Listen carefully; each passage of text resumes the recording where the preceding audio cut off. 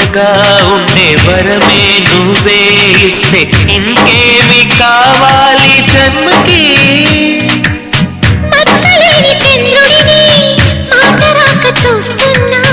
వరస కాని బంధుని చొరవ చేసి అంటున్నా ఇంకెప్పుడు ఒంటరినని అనరాదని నీకు సొంతం అంటే నేనేనని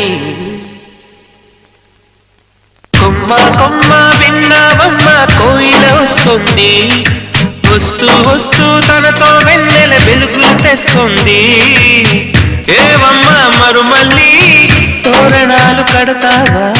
చిలకమ్మ ఎదురేగి స్వాగతాలు